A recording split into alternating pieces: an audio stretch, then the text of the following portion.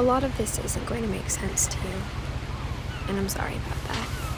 I'm just going to start at the beginning, with the house.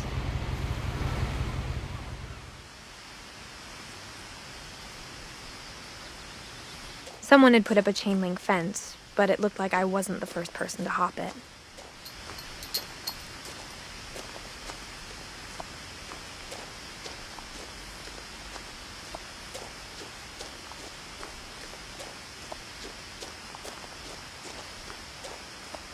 I lived here until I was 11, but I wasn't allowed inside half the rooms.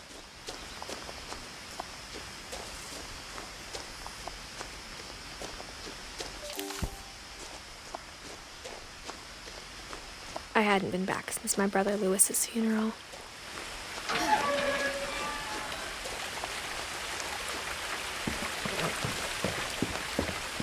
In her will, my mother left me a key but didn't tell me what it unlocked.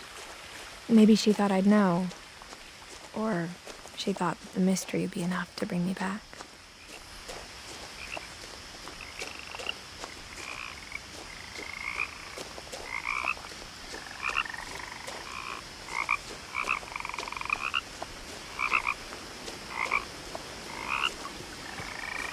The truth is, even after I inherited the house, I never thought I'd come back to it. But now I had questions about my family that only the house knew the answers to.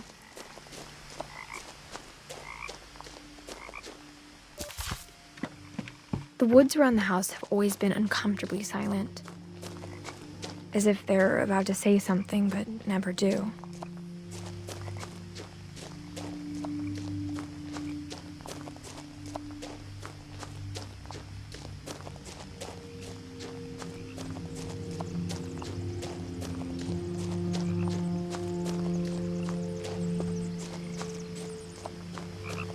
The house was exactly like I remembered it, the way I'd been dreaming about it.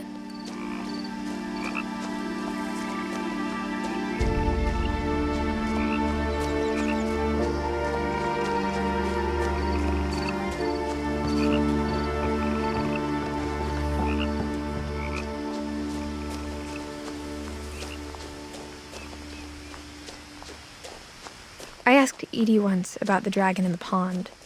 She said it had killed her husband.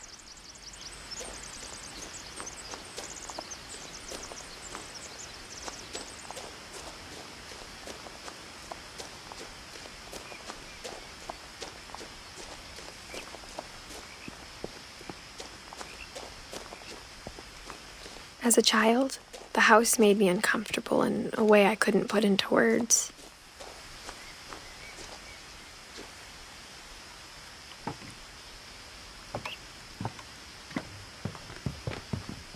Now, as a 17-year-old, I knew exactly what those words were.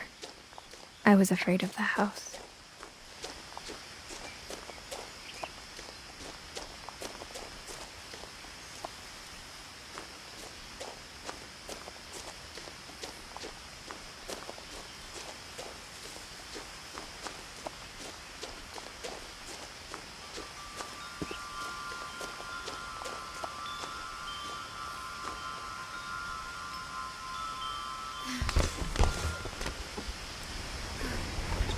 Crawling through the doggy door used to be a lot easier when I was 11.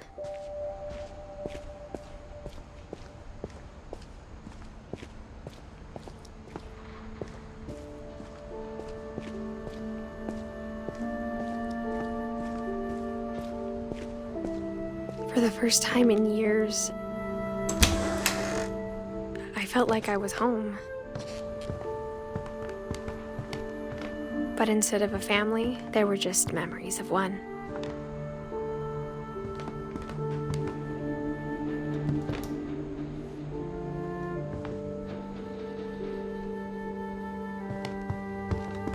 Like how after Lewis started working at the cannery, we all got sick of eating salmon, except our cat, Molly.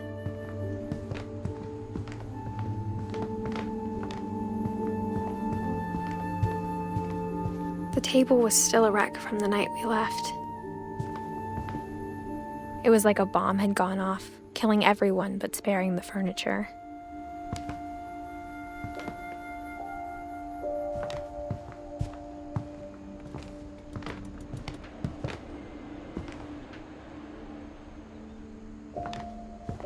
My mom was the only one of us who could imagine Great-Grandma Edie living in a nursing home.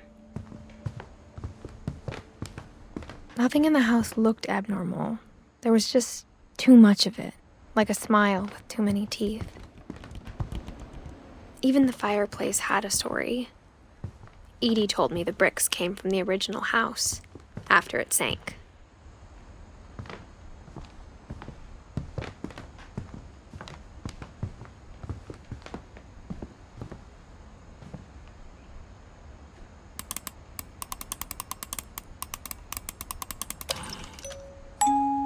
Great-Grandpa Sven built a music box for Barbara, along with the rest of the house.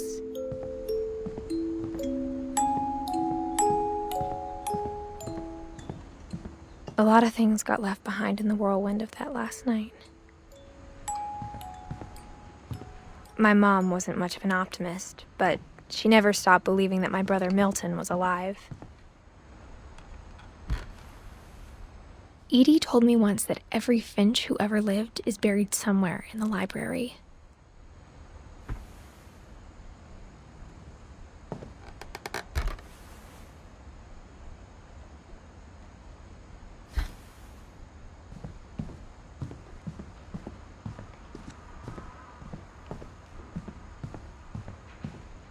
Mom always told me to stay out of the basement, so I wasn't too surprised when the key didn't fit.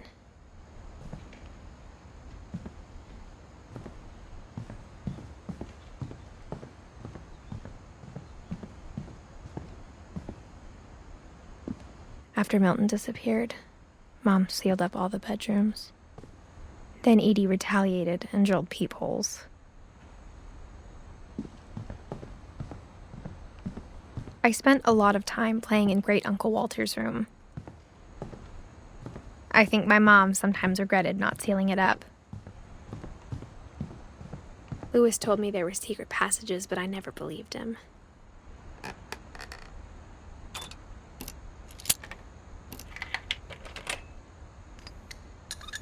Turns out, my mom was really good at keeping secrets.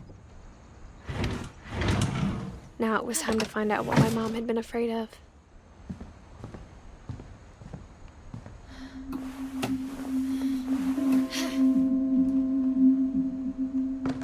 Reading this, maybe it sounds like I had a plan. From the paintings on the wall, it was clear my brother Milton had been here before me. But I had no idea what was behind that door.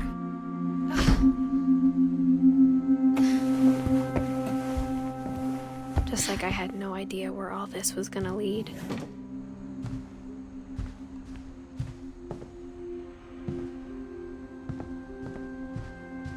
I grew up looking at Molly's room through the peephole. Molly's gerbil had a tiny bedroom with its own even tinier gerbil cage.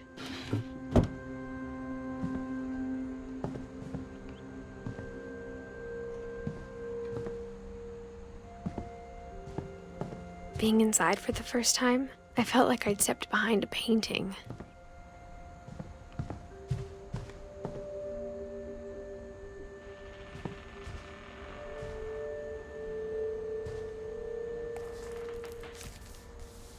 December 13th, 1947. Dear Diary, I'll be gone soon, but I wanted to tell somebody about what's gonna happen. It started when Mom sent me to bed without dinner. I woke up and I was starving, so I looked around for something to eat.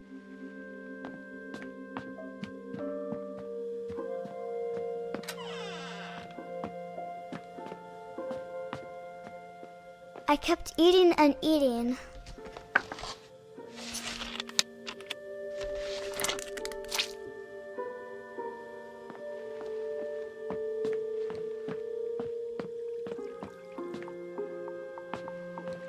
I thought about eating Christopher, but I held back.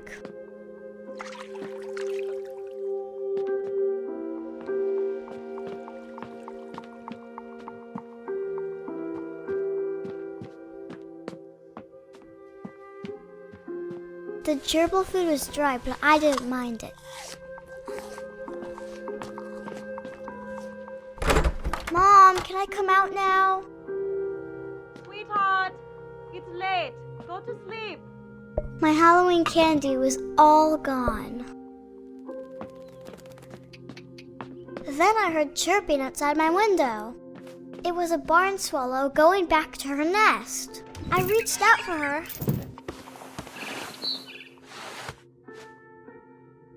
And suddenly, I was a cat.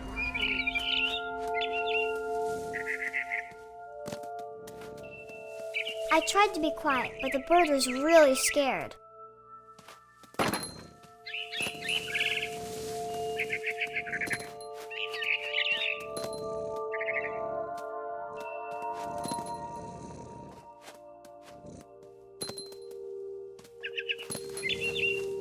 Mom and Dad didn't even look at me.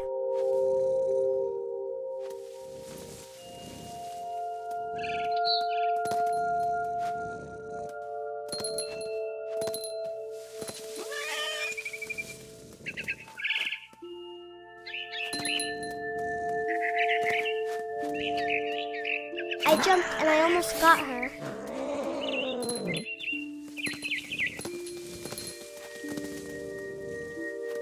I could tell she was getting really tired. Now I was up in the big tree. I promised Dad I wouldn't climb it anymore. All I cared about was eating that mama bird.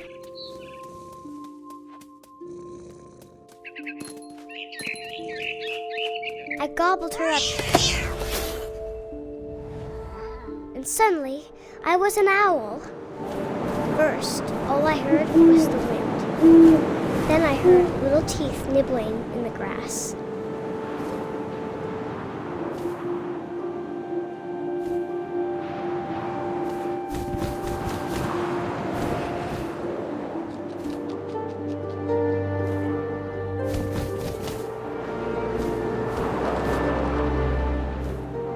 Rabbits.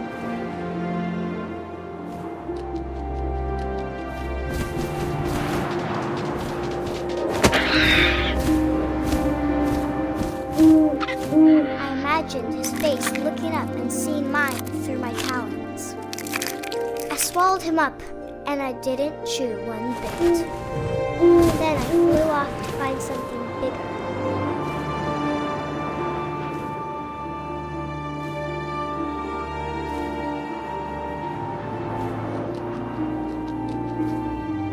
A mama rabbit.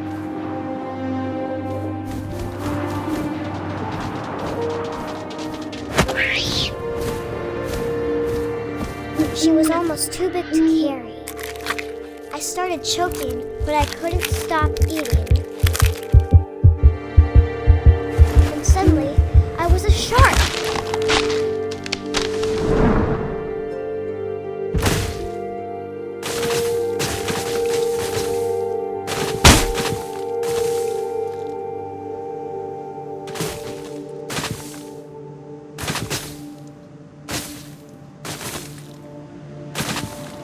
I rolled off a cliff and into the ocean. Now, I was hungrier than ever.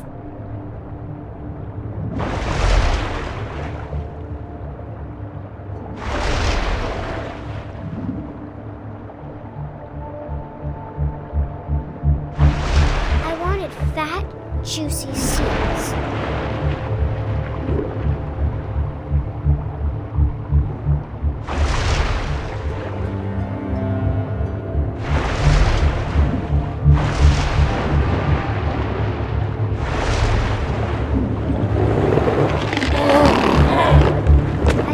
Her flipper, and it tasted really good.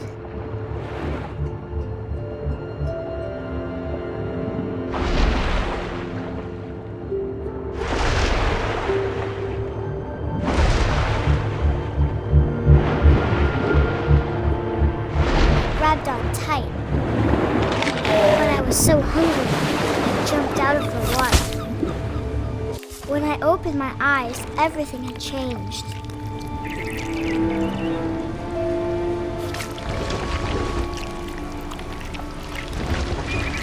Now I was a monster, and I smelled people everywhere.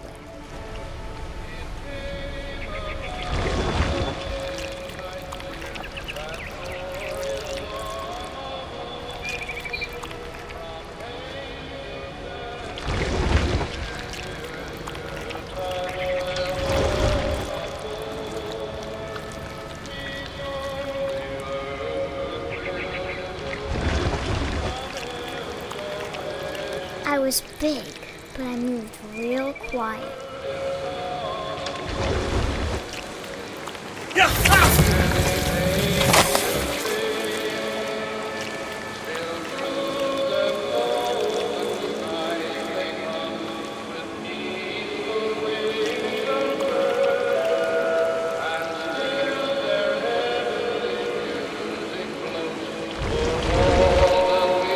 I wanted to stop, but also I didn't.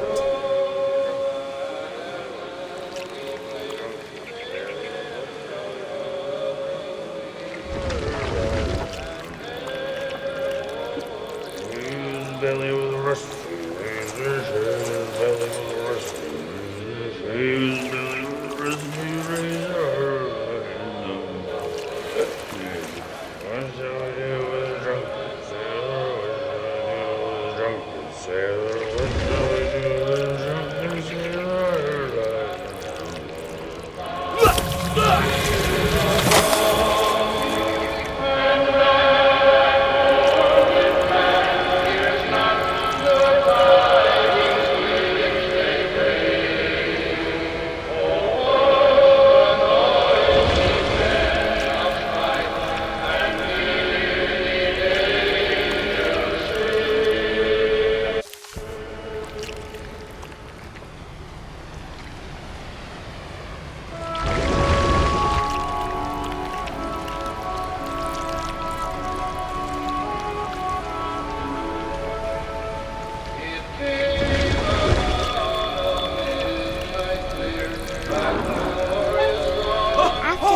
Passenger, I was still hungry. And across the water, I smelled something new. Something I had to have, so I swam towards it.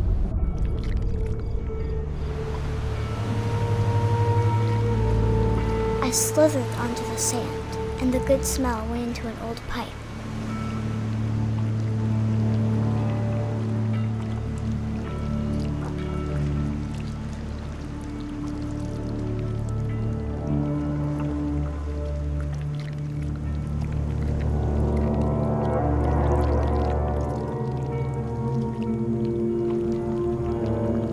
I got closer and closer.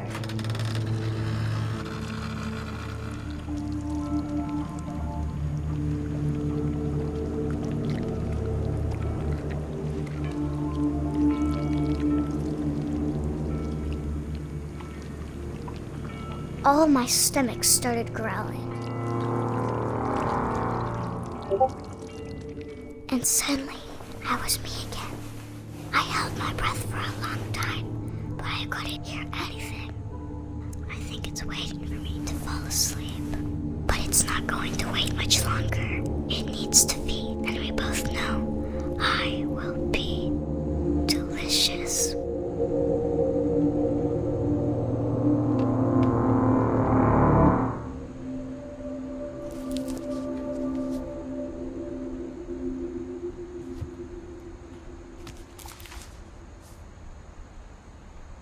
I'm not sure if I believed all of that, but I'm sure Edie would have.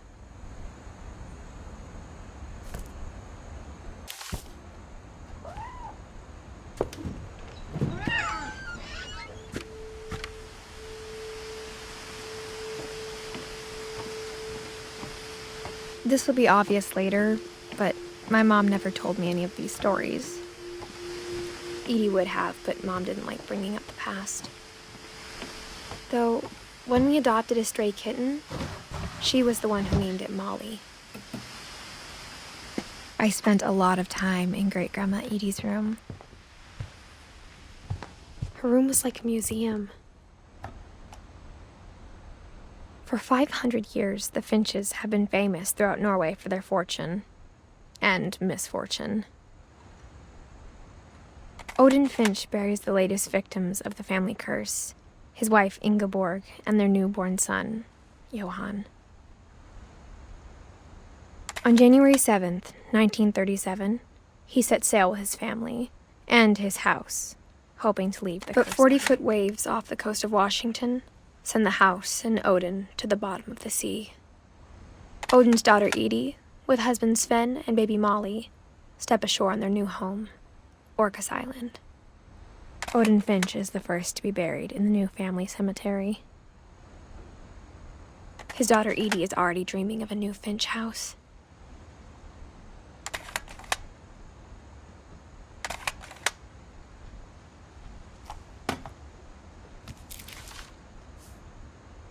Whatever's wrong with this family, it goes back a long ways.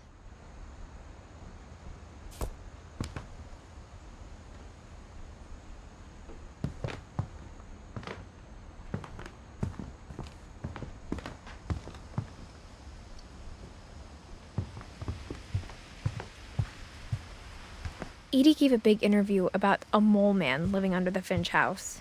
My mom was furious. One summer, they evacuated the island, but Edie refused to go. For a few weeks, she was a celebrity. I hadn't thought of myself as Edith Jr. for a long, long time. Even in her 90s, sometimes Edie seemed a lot younger than my mother. When Edie told people Sven was killed by a dragon, she could also have said he was building a dragon-shaped slide that collapsed. She could have, but she didn't.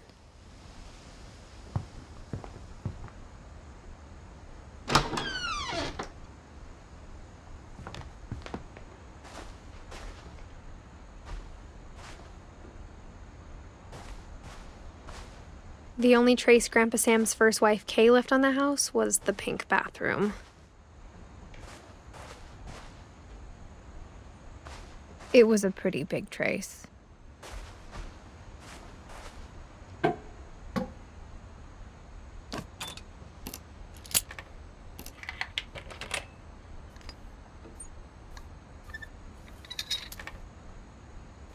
There's a secret in this bathroom.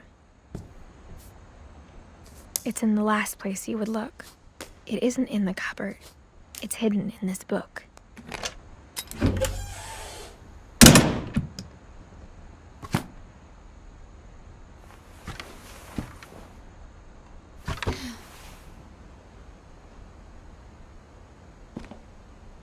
Sven gave Sam an old camera he'd refurbished. He never put it down.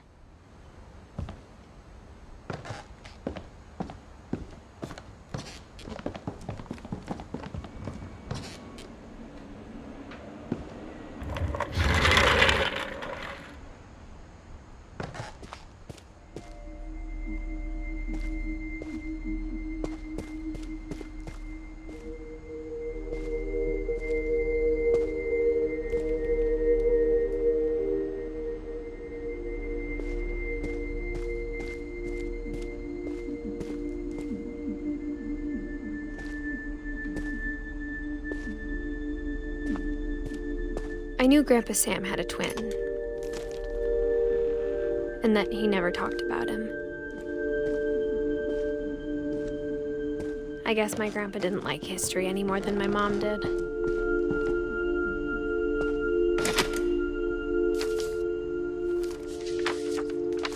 How I Want to Remember My Brother by Sam Finch. The thing I remember is that when he made up his mind, that was it.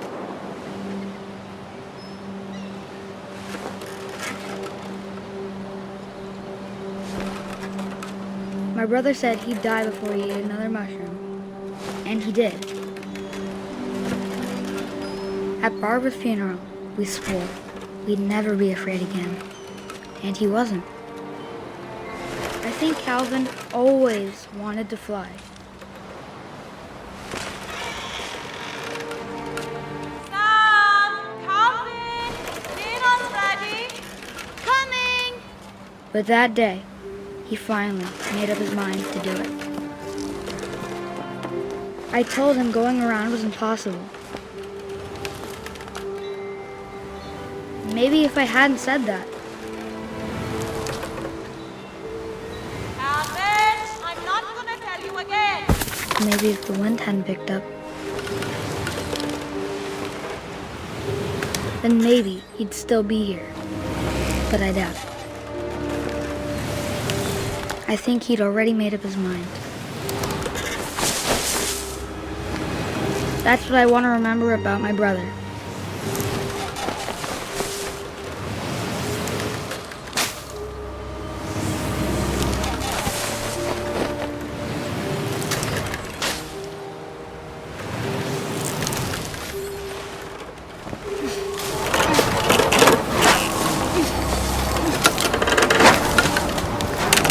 The day he made up his mind to fly. And he did.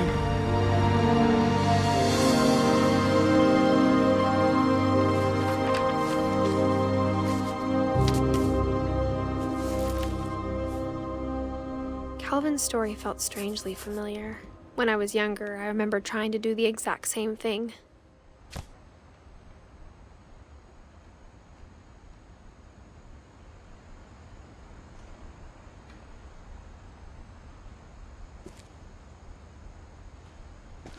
After the funeral, Edie roped off Calvin's half of the room.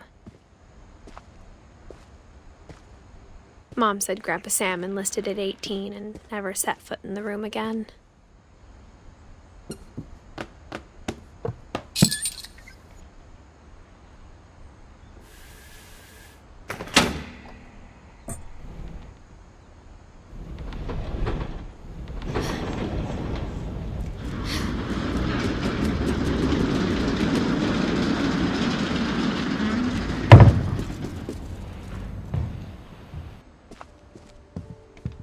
The passages were a pretty tight fit.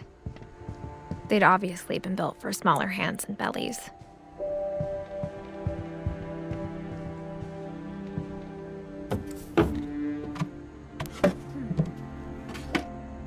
Growing up, I always thought of Barbara as a child star.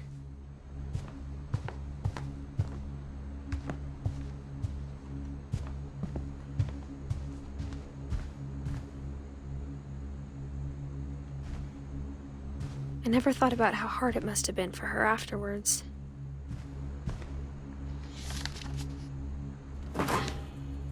Of all the stories people wrote about Barbara's death, I'm surprised Edie saved this one.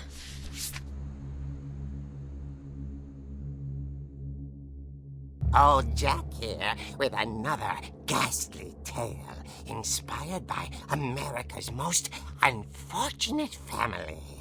I'm calling it The Surprise Ending of Barbara Finch. As a child star, Barbara was famous for her scream. Now at 16, she was all washed up, a has-been. But in a lucky break, she'd been asked to perform her signature scream at a local convention for monster movie fans. It was just the boost her career needed. Unfortunately, her scream hadn't aged well. Getting better. I think you just need the right motivation. Her biggest fan and current boyfriend, Rick, was about to demonstrate when... Now that was a great scream. It was Barbara's father, Sven. He'd slipped into a table saw and had to be rushed to the emergency room. So Barbara got stuck babysitting her youngest brother, Walter. Her convention comeback was cancelled. Okay, I'm hearing frustration, but I'm not hearing terror. What if I tried... A gang of hoodlums in Halloween masks have been terrorizing Orcas Island tonight. Police are urging residents to... That came from the basement. You're right! Also, I loved your delivery on that. Why is your basement door locked? Because my dad likes making puzzles and secret passages. There's a key hidden in the music box. The secret is to keep winding and winding until finally the key pops out. Thanks, babe. I'll be back in a sec. 20 minutes later, Rick hadn't returned. So Barbara went to look for him, right on cue. She reached for the music box.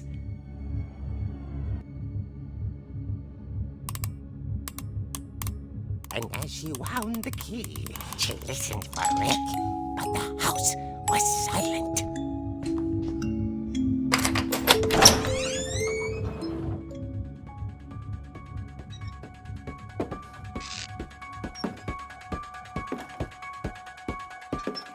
She found Rick's crutch and imagined the worst.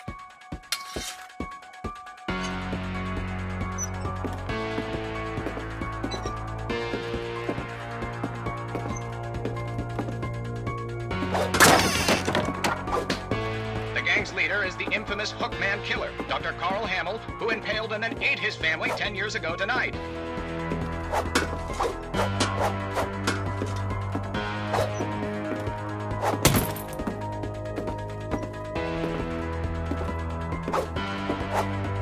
The old fridge rattled and grew still.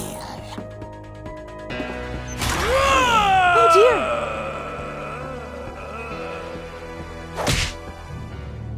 Oh! Rick? Barb, relax. I was just trying to scare you to help you find your scream. Well, I'm not scared, Rick. I'm furious. Then act furious. All I'm getting from you now is that you're hurt and confused and She threw him out, but she kept a little something to remember him by. Barb, have you seen my other crutch? And she was still holding it when she fell asleep watching the late picture show. Hours later... Barbara! Walter, what's going on up there? Ah! Okay, I'm coming up, but if this is a trick, you're dead, Walter.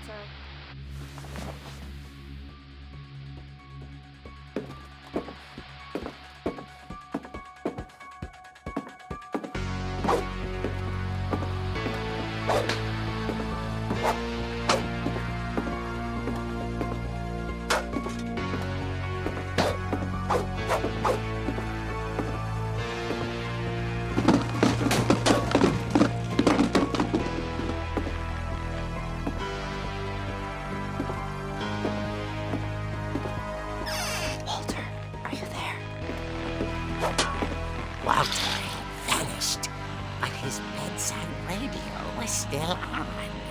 Orcas Island police describe the man as 6 feet tall, with a steel hook for a hand. Residents are urged to lock all doors and windows and notify the police of any suspicious activity. Barbara turned, saw the hook man, and was speechless. He was quite smashing.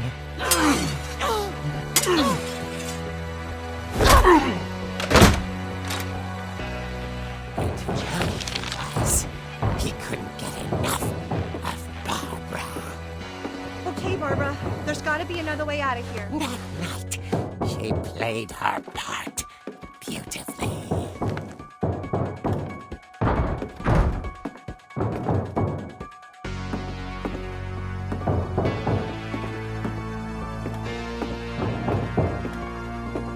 Molly's door hadn't been opened in years. The hinges groaned.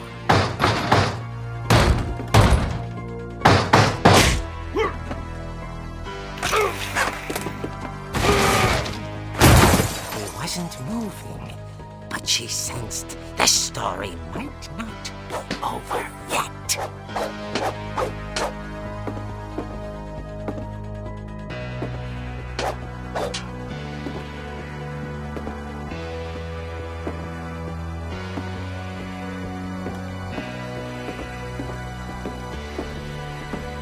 The hookman had vanished. She listened for his breathing, but all she heard was...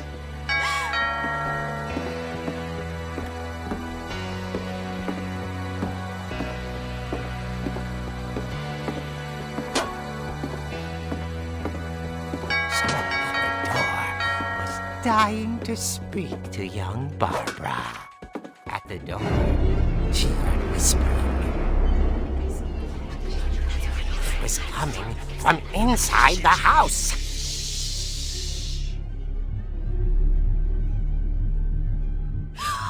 Oh dear.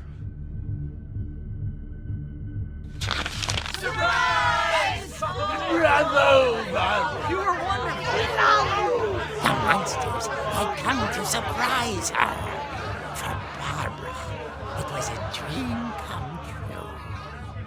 Then she saw what kind of monsters they were, and she realized what was about to happen.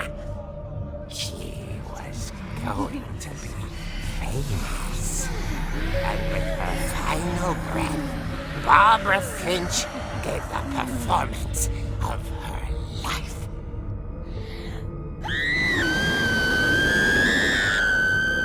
I wasn't there myself, but I hear Barbara was magnificent.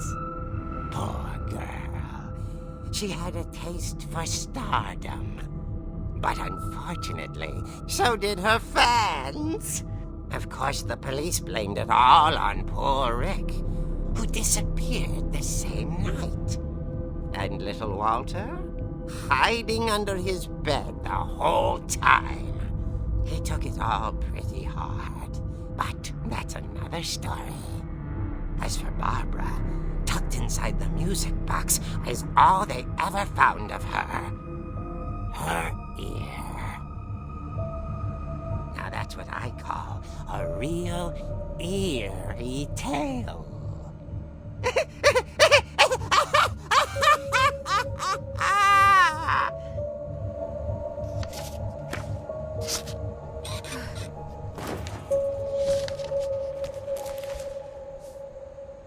Edie told me all Barbara wanted was to be remembered, as absurd as that comic was. Maybe what Edie saw was a happy ending.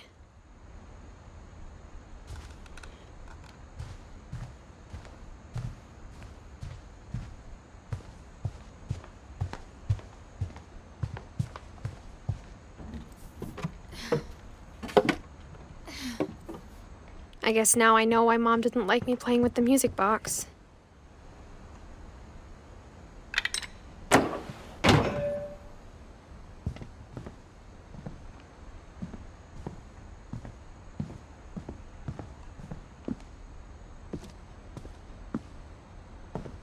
Whenever people ask me about my family, the first thing they always want to know about is Barbara. Mom must have locked the third floor stairs on the night we left.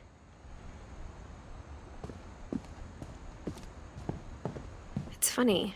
All those times I played with the music box and never found the basement key.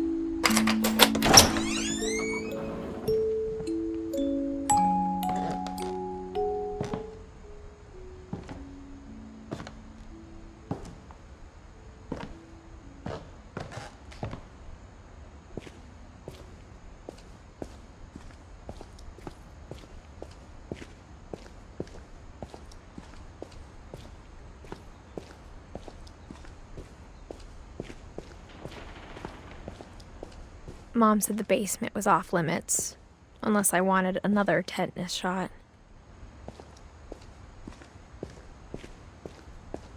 I saw Edie sneak down to the basement once, carrying packages.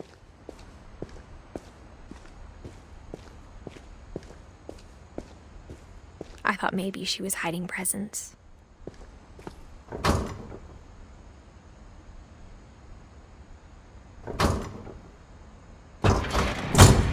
It turned out she was hiding a lot more than that.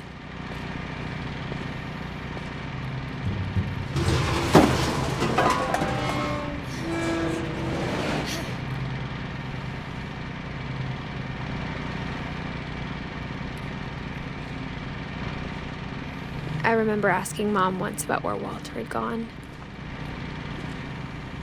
She said after Barbara died, he got as far away as he could. If there's a pattern in all these stories,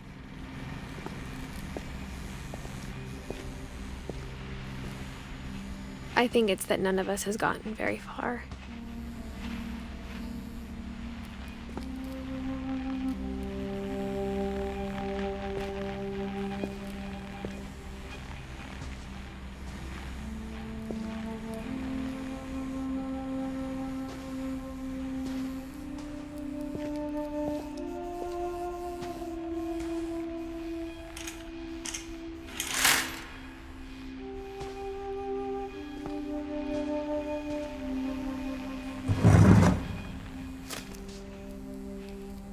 Goodbye, everyone.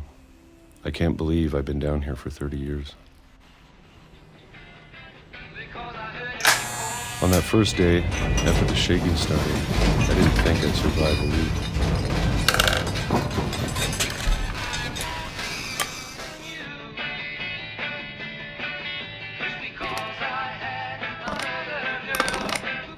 But after a few days, I settled into a routine.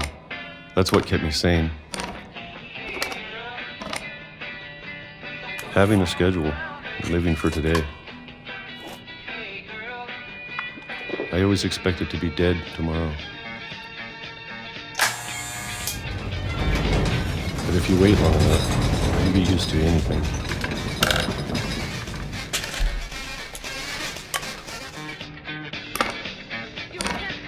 Even a monster on the other side of the door starts to feel normal. Almost friendly.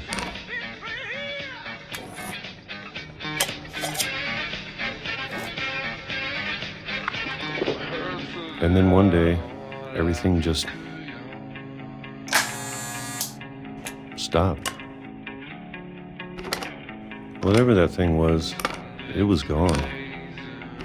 Maybe it got tired of waiting. Or maybe I just got tired of being afraid.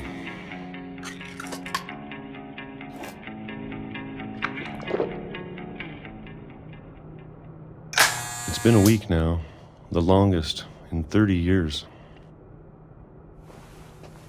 I'm done waiting. I have to leave while I still can.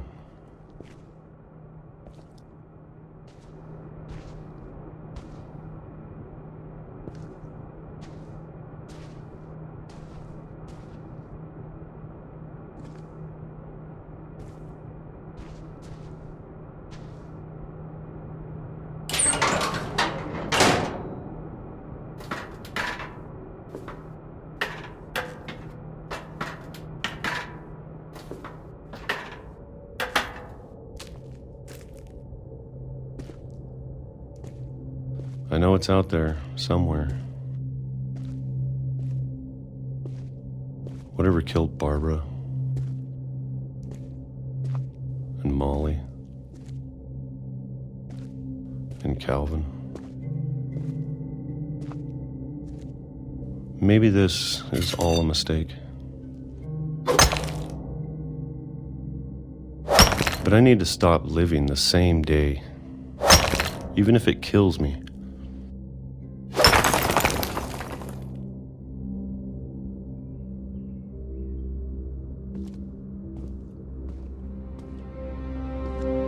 Whatever's out there, I want you to know I'm ready for it. I'm going to appreciate all of it, especially the food. I don't mind if I only have a year left, or a month, or a single week. I'd be happy with one new day. I can already imagine the sun on my face.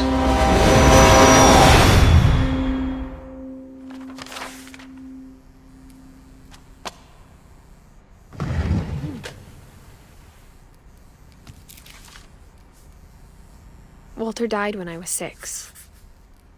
I can't believe my mom never told me he was down here. I'm sure my mom was trying to protect me.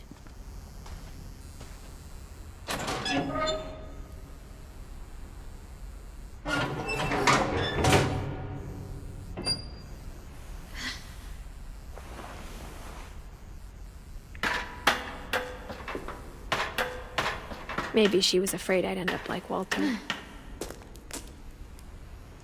But if she never told me about an uncle under the house, I can only imagine what else she was hiding. I don't want to make the same mistakes she made.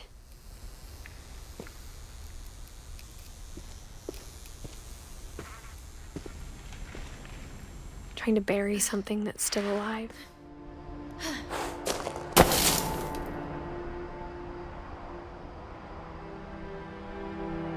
Now that there's only one of us left, or maybe two,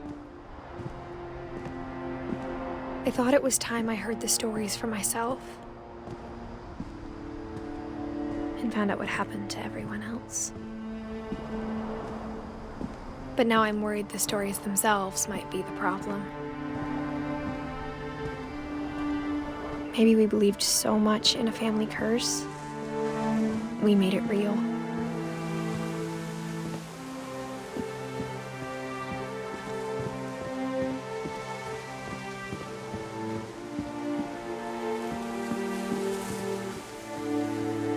I don't know if I should even be writing this.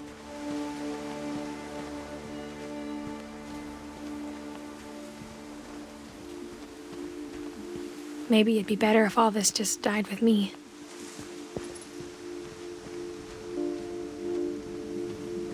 But I thought you should know about your family.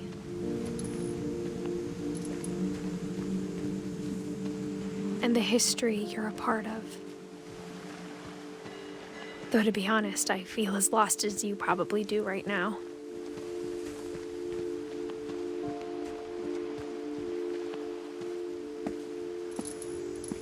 I think the people in these stories believed them, for what that's worth.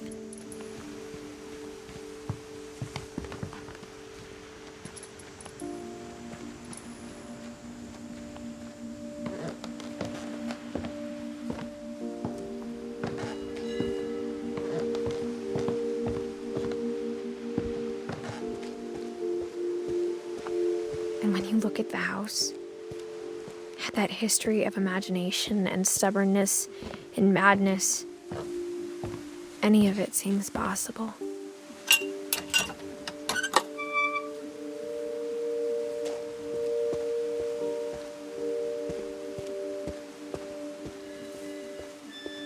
I think we've been surrounded by death for so long, we've just gotten used to it.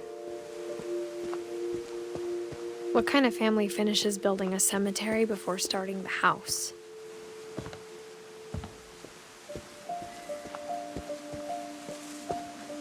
It's embarrassing for me to admit this, but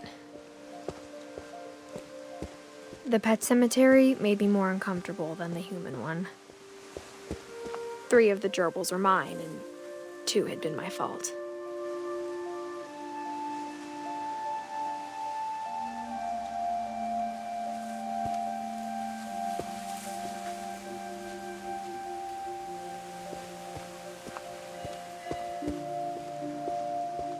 Sven built the house, but it was Edie who designed the cemetery.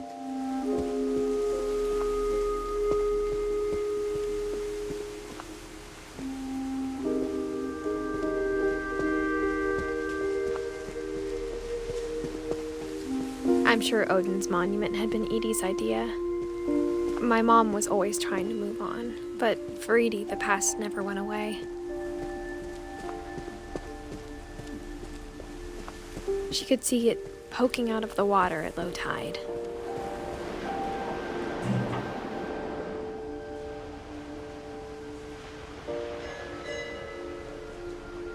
Edie said she dreamed about the old house every night.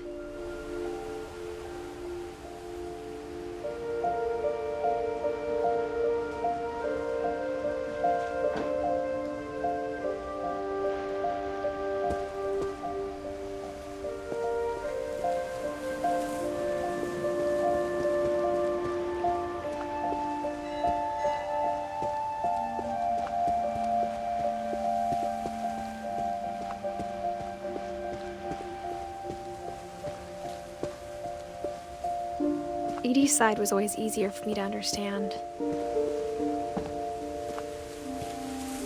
But the older I get, the more I can see where my mom was coming from. Her dad had been pretty strict, but it wasn't enough to save her brothers. She was just trying to do better. She lost 2 of her brothers, just like I did. I get why she tried so hard to protect us. There's so many things I wish I could ask my mom now. Part of me thinks this is what she wanted all along.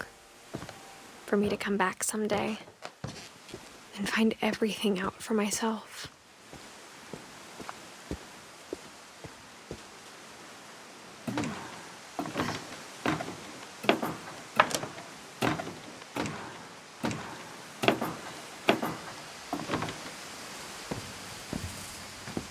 But looking back on it now, if she told me there was going to be so much climbing, I never would have come when I was 22 weeks pregnant.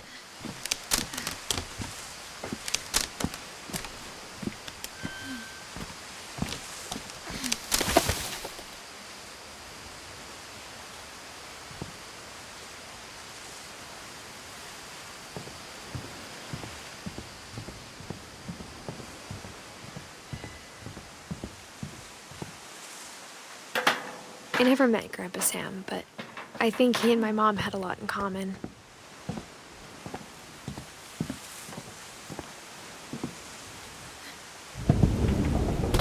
They were both pretty intense.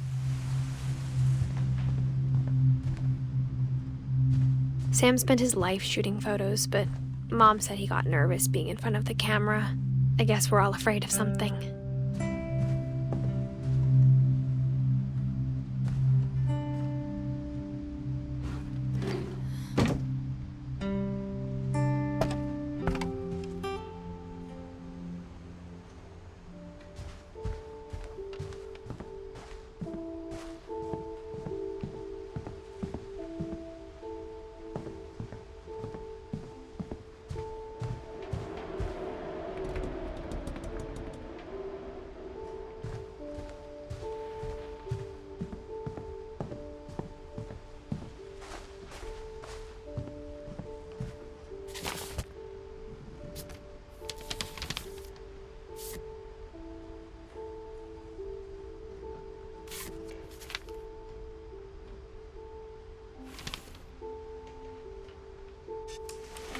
Dawn, I promise, you'll never forget this weekend.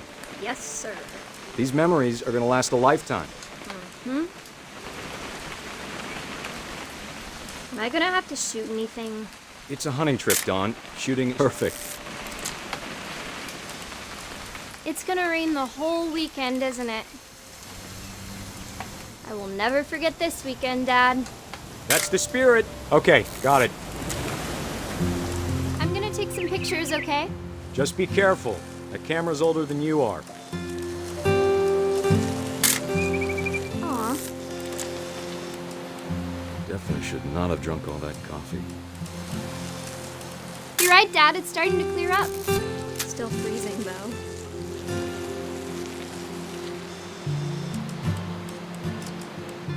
Nothing quite like being outside.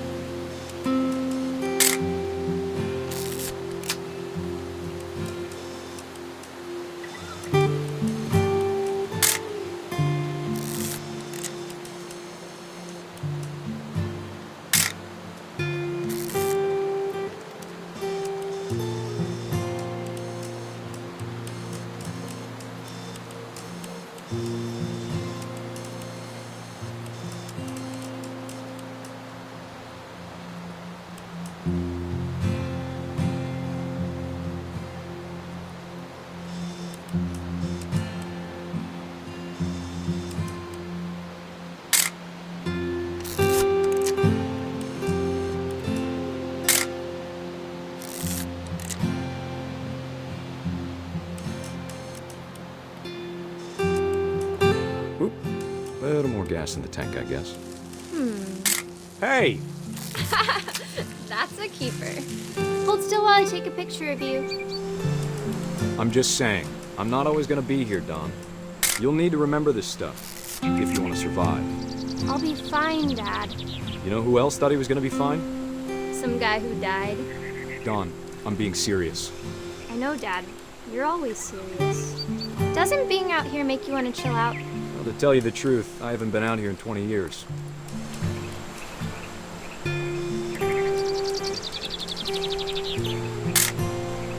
Dawn, don't you think you could find something more interesting to photograph? You don't need to waste any more film on me, kiddo.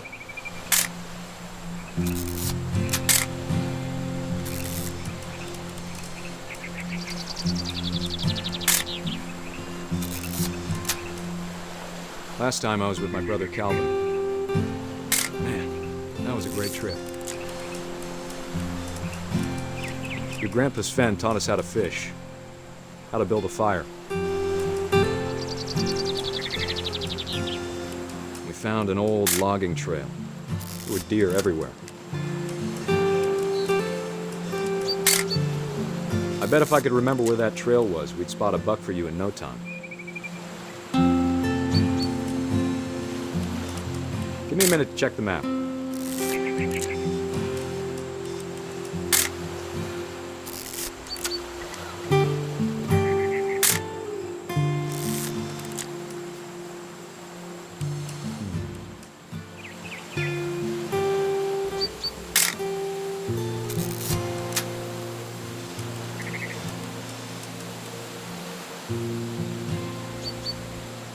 Let's see. Dad! Good eyes, Dawn. Before you take the shot, let me get a picture of you.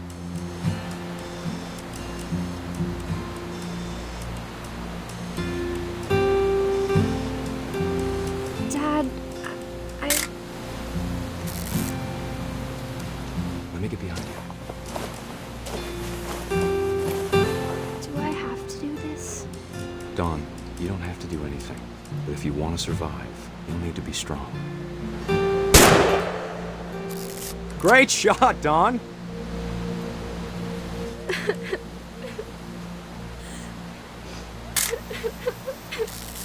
I'm proud of you, Dawn. Always remember that, okay?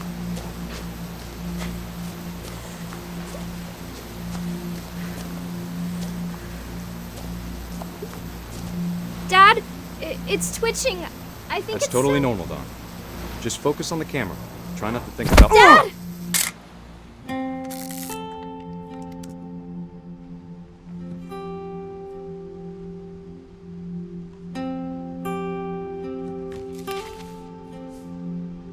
Of all these stories, that's the one I wish most that my mom had told me.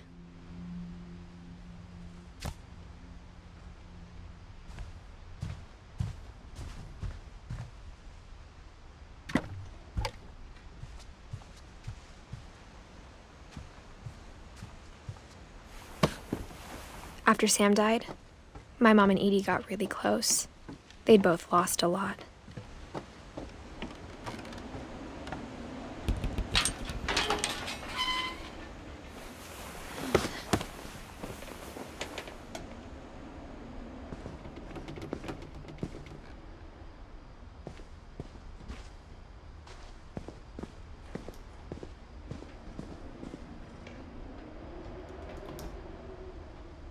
I can't imagine my mom ever writing poetry, and yet...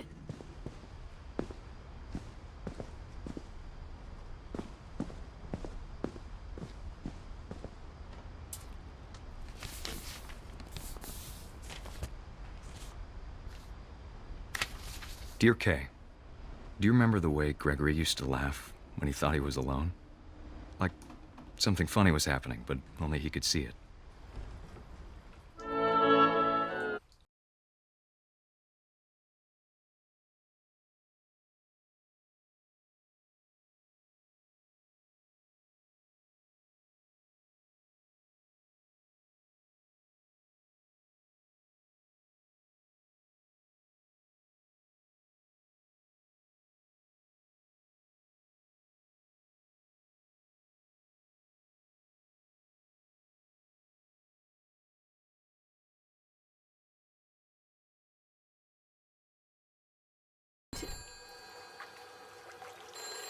Hold on, sweetie.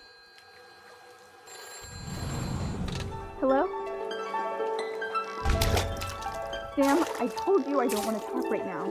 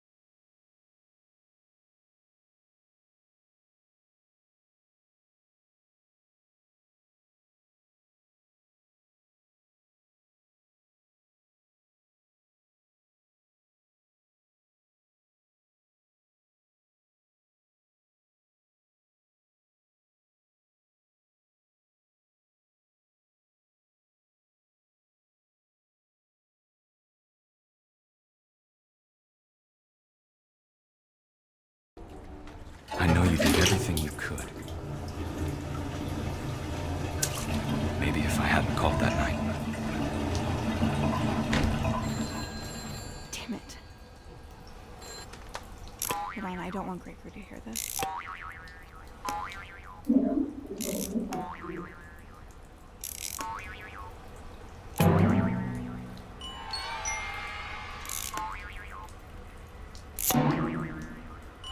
I wish you could have told us.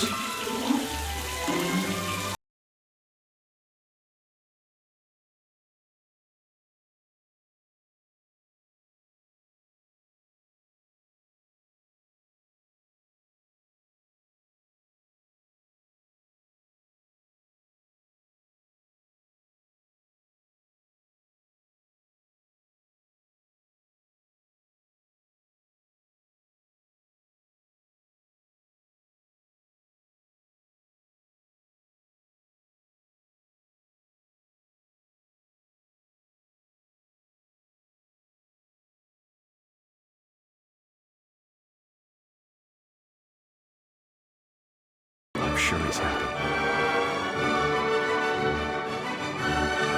And he'd want you to be happy too. Good luck, Kay. Love, Sam.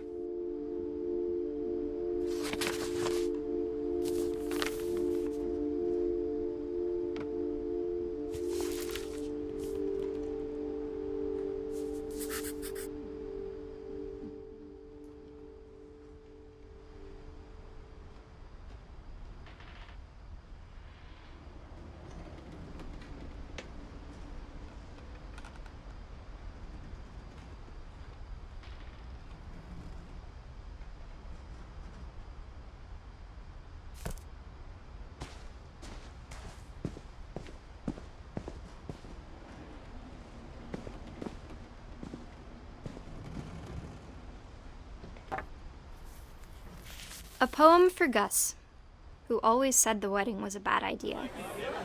Our father never hit us kids, at least not very hard, before the day my brother said with teenage disregard that he'd be dead before he'd see a wedding in our yard.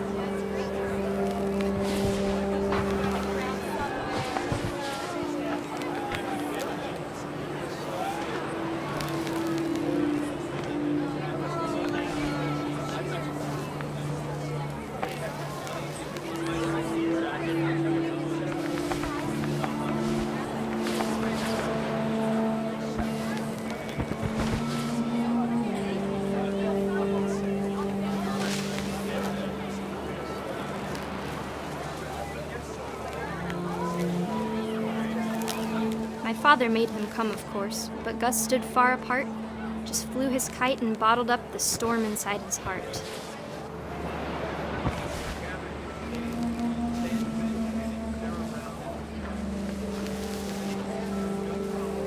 I tried to talk him out of it, but though he'd never met her, "We don't need a stepmom," were the words that I now remember. pronounce you husband and wife. You may kiss the bride.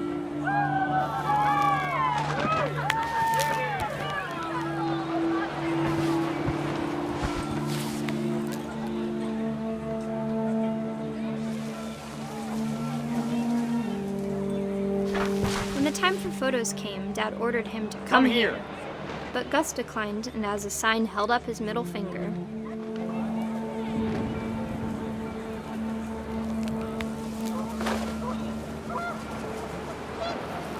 The wind picked up, and panicked geese appeared and quickly went. But all the humans did that day was go inside the tent.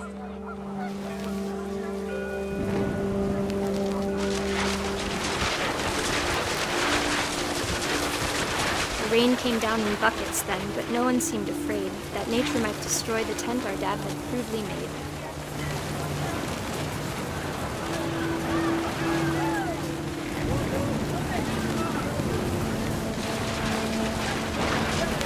The thunder sounded much too close and full of angry power. But all my father said to this was, "Make the music louder."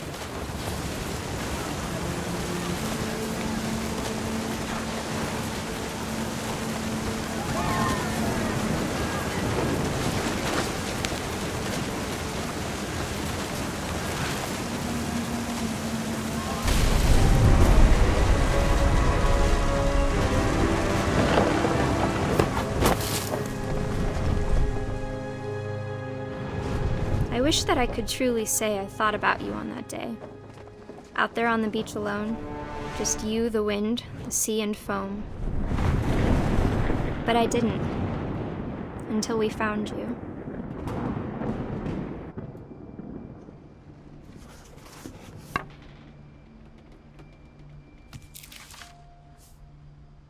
She never talked about him, but Mom told me once if I was a boy, they were going to name me Gus.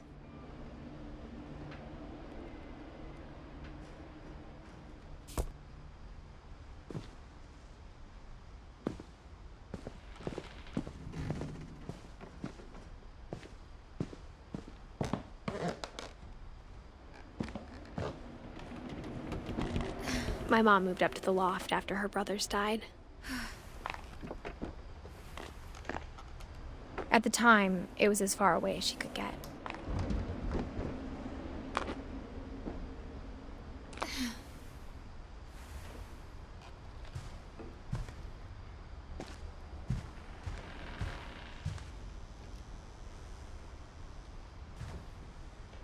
She spent a summer building houses in Calcutta, where she met my dad, Sanjay.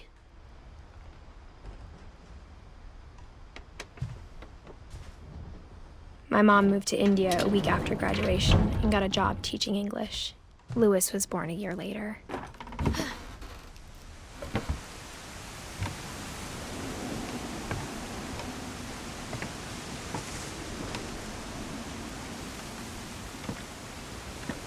When my dad died, I don't think Mom knew where else to go.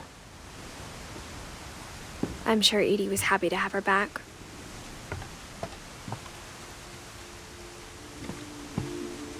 And to see kids in the house again.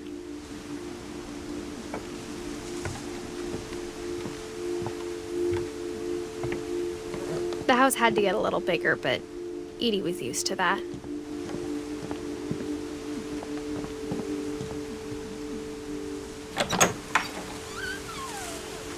And for a while, things were good, almost normal.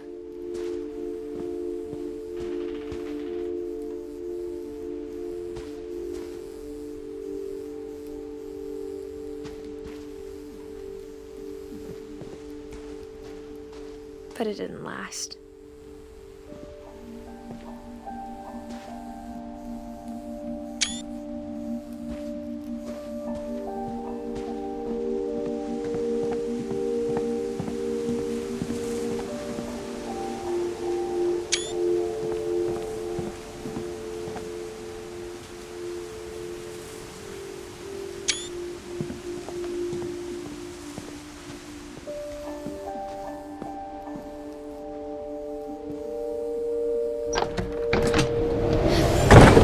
beginning of the end was Milton's 10th birthday, when Edie gave him a castle.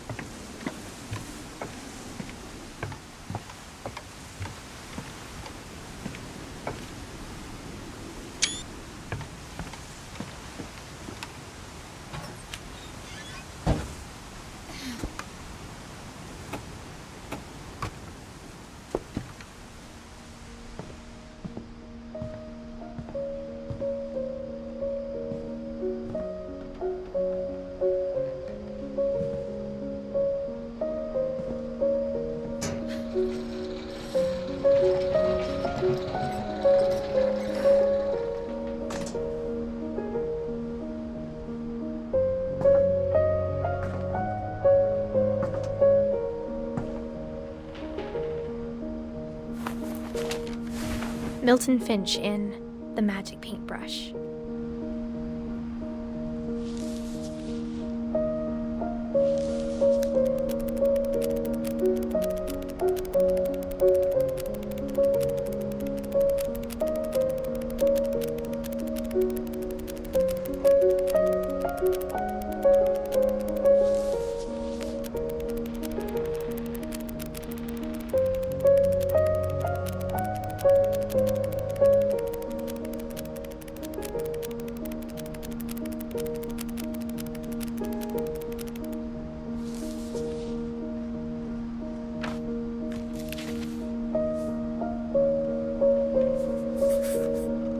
I was 4 when Milton disappeared.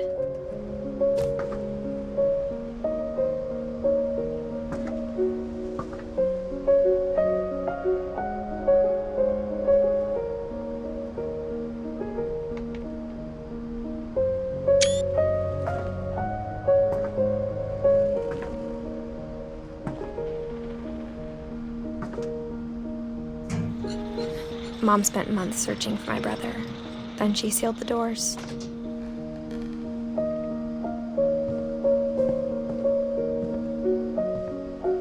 Whatever Milton had found in the house, Mom didn't want it getting out.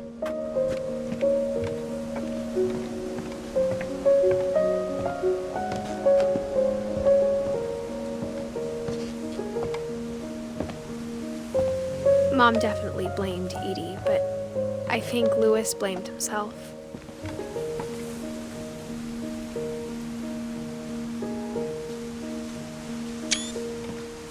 After he graduated, he just spent more and more time in his room, until Mom got him a job at the cannery.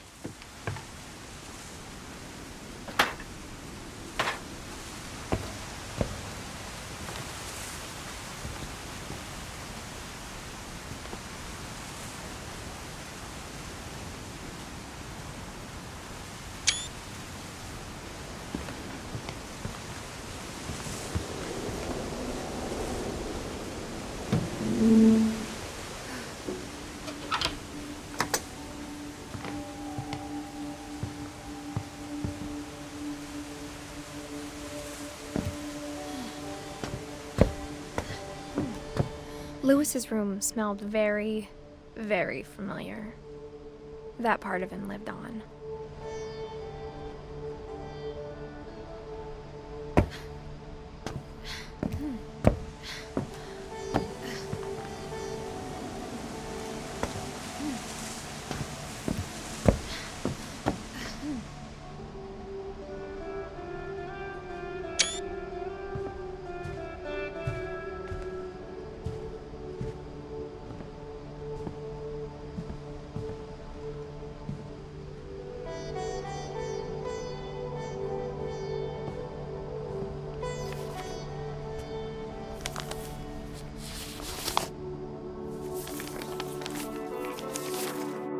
Dear Mrs. Finch, as Louis's psychiatrist, I can understand your desire for an explanation. As I see it, the trouble began in January, shortly after we convinced your son to seek treatment for substance abuse. Newly sober, I believe Lewis first noticed the monotony of his daily life.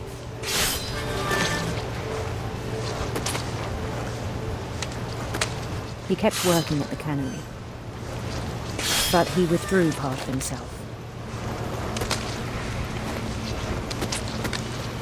In our sessions, I saw the same behavior. His mind began to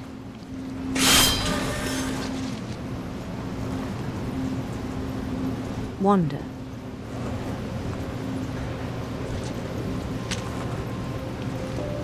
I asked him to describe it.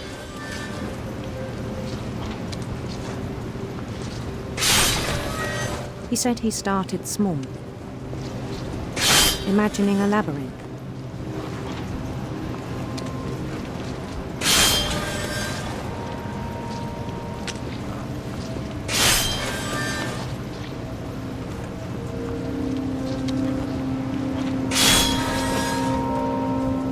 He'd feel his way about.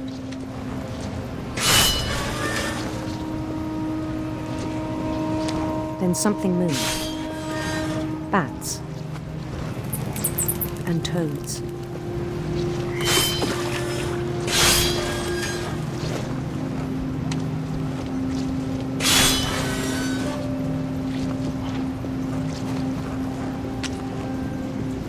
And things that have not names. He knew it was all in his head. But he took it very seriously. I had hoped he'd find himself.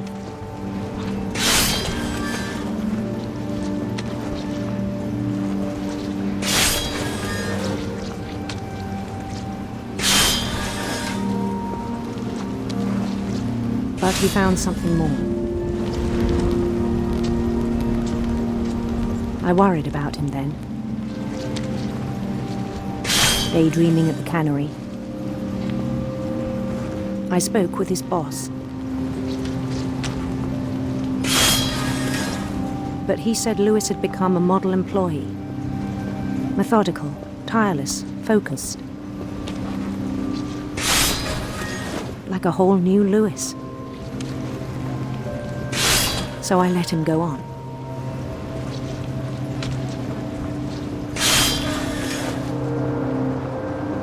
I even encouraged him.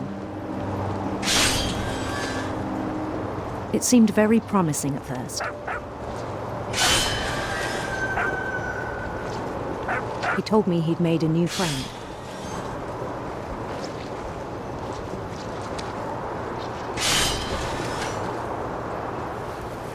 On the edge of a city he named Lewis Topia. He built the city up slowly, brick by brick. Then he made musicians.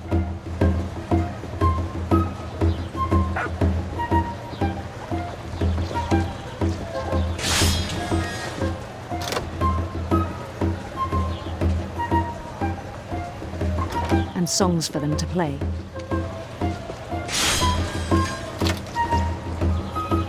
He talked about starting a band. And he was always humming something. Every day his imagination grew stronger.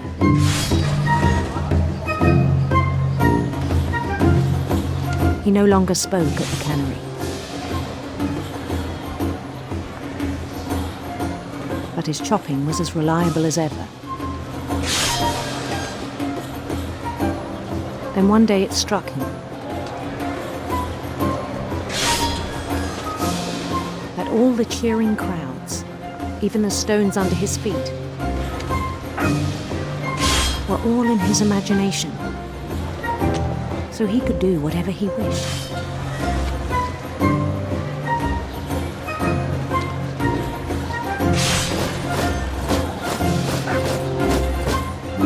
He held an election for mayor,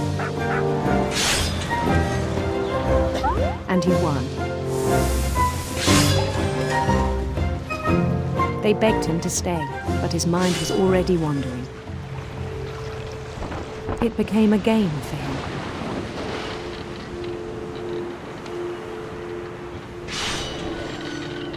He'd conquer a city, then immediately push on. New Louisville.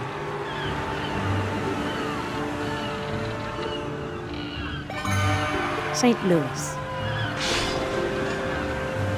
He started drifting away from our reality.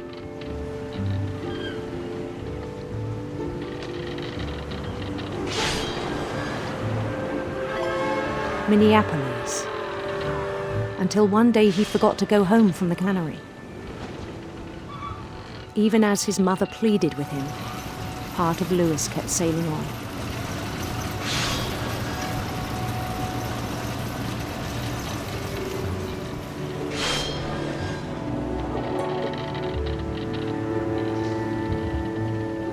In Louisburg, he heard rumors of a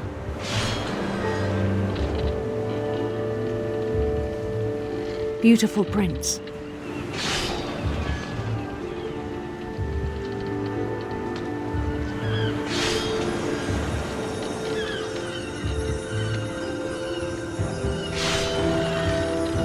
The prince was on his own quest for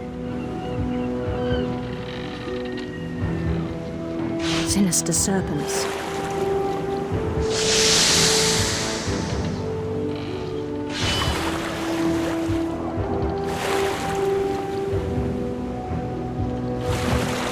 He followed the sound of his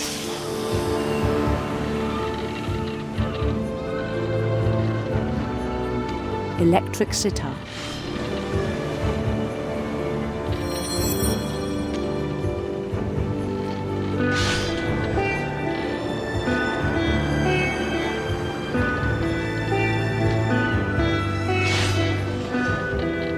His chase led him to a golden palace east of the sun and west of the moon.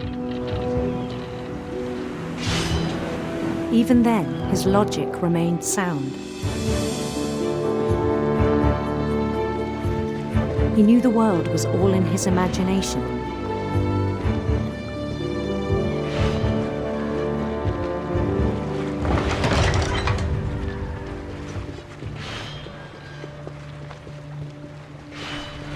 But he was so proud of having created it.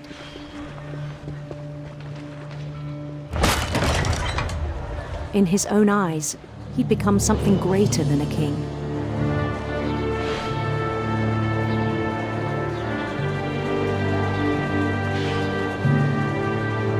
For someone who'd never known success in the real world, I think it was overwhelming.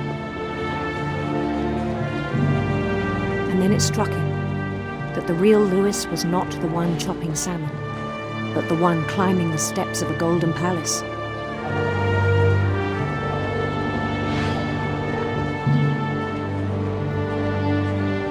My imagination is as real as my body, he told me. It was hard to argue with him.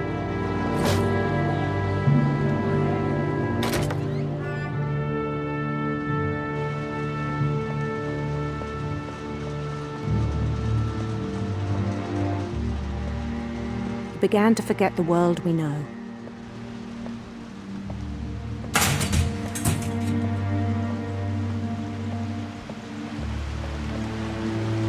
I think it pained him to remember Louis, the cannery worker.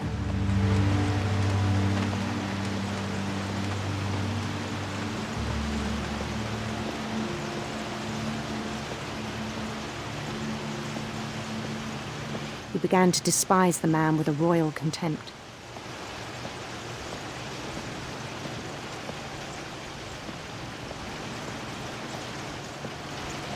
I still thought I could save him.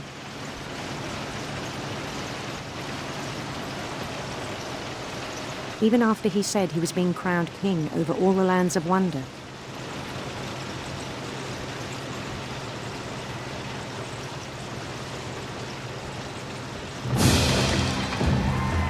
The palace would be packed with his companions.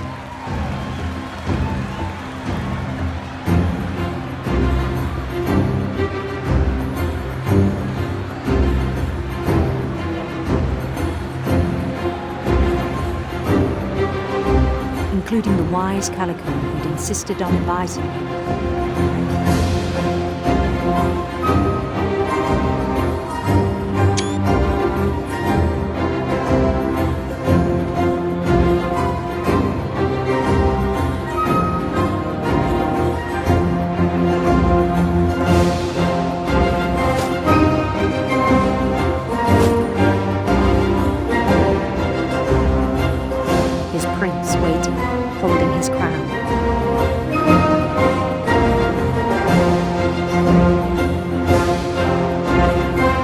only one thing left to do.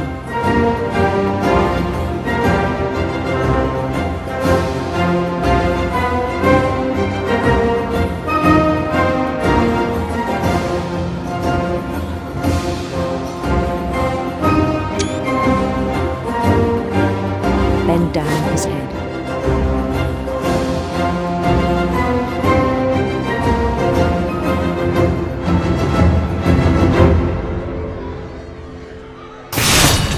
And the rest I think you know.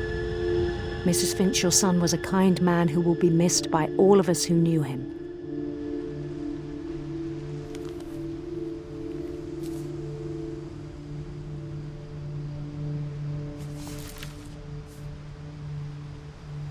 My brother was really cool.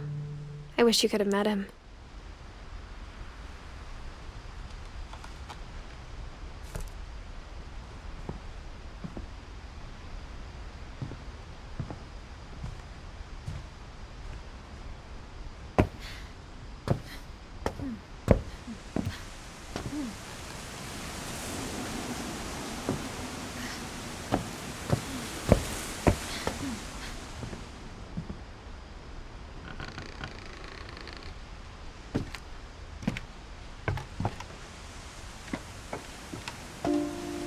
On the way back from Lewis's funeral, my mom told me to start packing. She waited until the day before we left to tell Edie. I'm not sure if she wanted to make it easier or harder.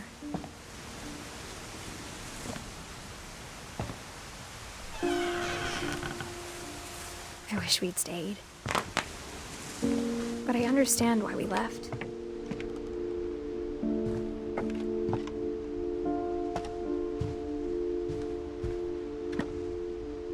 My mom ended up leaving everything behind.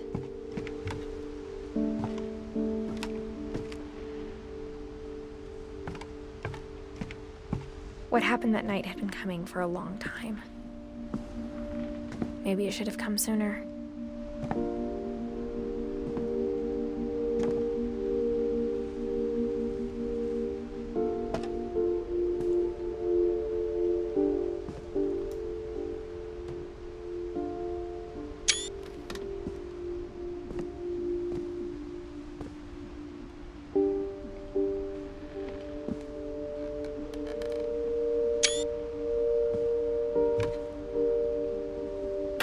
But it had to end one way or another. All that's left now was to tell you about that last night.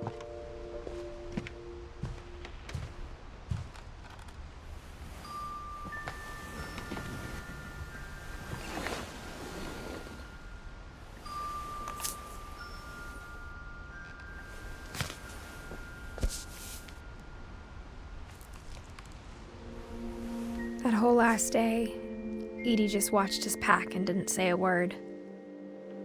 Until supper, when she raised her glass and said, "To our final night together, and all our final nights apart." Grandma, you know what I said about alcohol. Some of your medications are very Edith, specific. I left a present for you in the hallway. Why don't you go open it? The grown-ups have to argue now. I'm sorry, you're right. We're all leaving tomorrow. Let's just enjoy our last... I'm not leaving. Edith, you're excused.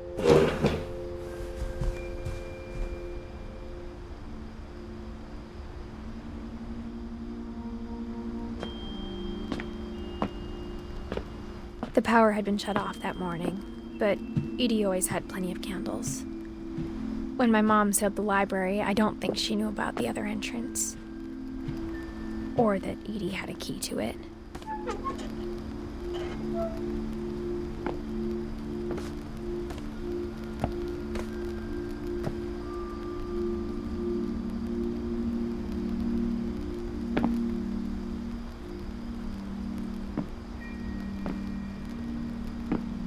That thing you're afraid of isn't going to end when you leave the house.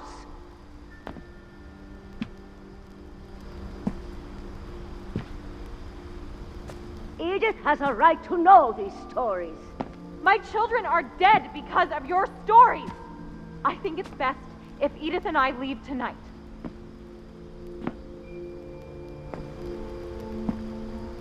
We'll have the nursing home send a van for you in the morning. Okay?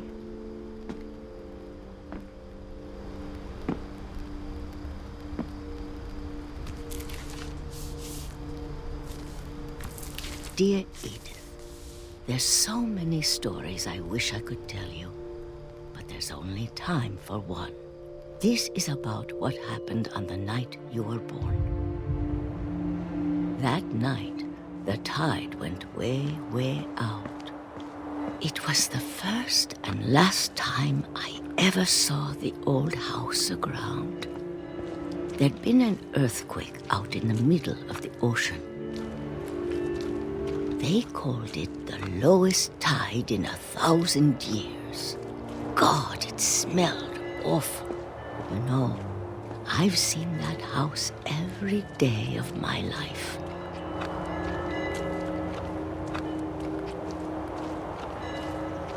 But I never thought I'd go back to it. When the fog rolled in, I lost my way.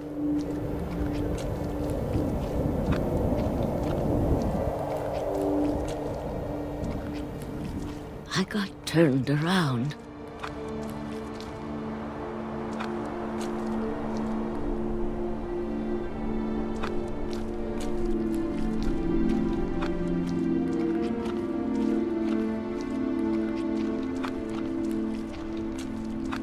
For a while, I wandered.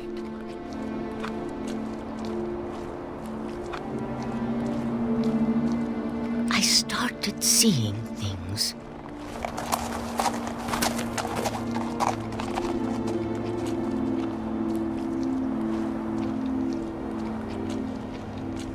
Things I'd forgotten had ever existed.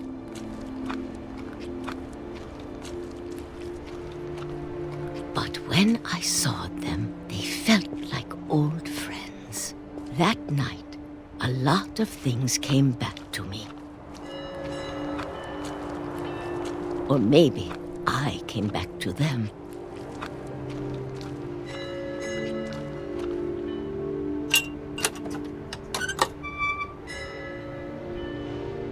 Things I can't explain, but that I need you to try and... Edith, what are you doing in here? It's mine. Edith! Mom, you're gonna rip it! Let go! I kicked and screamed, but Mom dragged me to the car. I never saw Great-Grandma Edie again. The next morning, the van came to pick her up, but she was already gone. After that, we moved around a lot.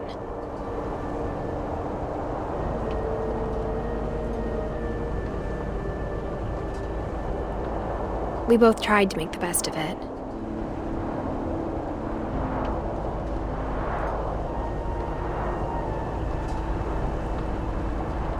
A few years went by.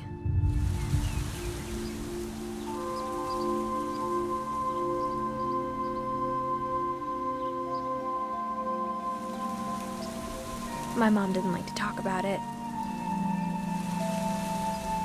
but she started getting sick a lot. The rest happened pretty quickly.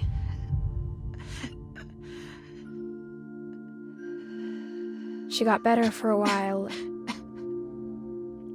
and then she didn't. And then I was alone. The last Finch left alive.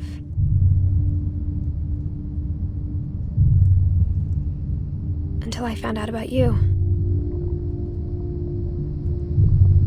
I'm still not sure what to tell you about all this. If we lived forever, maybe we'd have time to understand things. But as it is, I think the best we can do is try to open our eyes. And appreciate how strange and brief all of this is.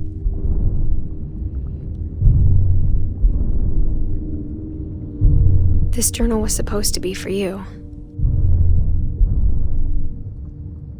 But now I hope you'll never see it. I just want to meet you and tell you all these stories myself. But I guess if you're reading this now, things didn't work out that way.